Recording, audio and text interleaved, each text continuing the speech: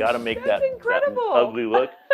Scott Weaver is a man of many talents. He juggles hatchets, spins frisbees with his teeth, and is a master sculptor in an unusual medium, toothpicks and Elmer's glue. That this embodies the maker movement. It embodies tinkering. It is classic taking a household item and making something that is kinetic. Over the course of 3 decades, using more than 105,000 toothpicks, Weaver created Rolling Through the Bay, a 9-foot-high love letter to his hometown of San Francisco. At first glance, you might think the intricate sculpture was designed using CAD or maybe 3D modeling software, but the tools of Weaver's trade are actually less sophisticated. I use this old Sharp calculator for figuring out how many things will fit in an area. If I need arches and I have the circumference of 23 inches, how am I going to fit 1.5 inches, into that? So Nail clippers serve as toothpick trimmers, and everyday objects become forms and molds. What's the most difficult part about creating a toothpick sculpture? the glue. I'll use masking tape.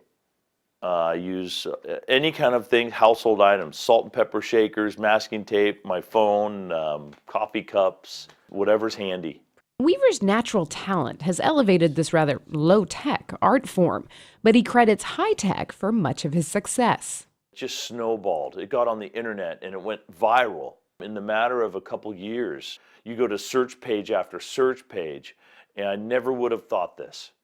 I mean, I did a radio show in South Africa at midnight. Impressive for a hobby that traces back to a 4th grade assignment. Sue Rathbun, elementary school teacher, had us build these little sculptures. I went home, I wanted to build a huge one. I started making these long strands of toothpicks. In 1974, Weaver, who has no formal training, created a few San Francisco landmarks out of toothpicks. 3 things: Lombard, Golden Gate, cable car. Those were my first original things. And then I said, wow, it would be cool if I made like another thing of the city here. And that was how Rolling Through the Bay was born. Ultimately, the sculpture included many sentimental favorites. This home right here is 518 12th Avenue. You can see the address right there. 5 generations of our family spent the holidays at 518 12th Avenue between Anns and Balboa. That's my mom's home. It was like the place where our family, whenever we got together, that's where we went. This meticulously detailed San Francisco homage is now on display at the city's Exploratorium Museum. Right there, thank you. Attracting sizable crowds, especially when they realize it's not just a sculpture. A ping pong ball roller coaster, some people have said.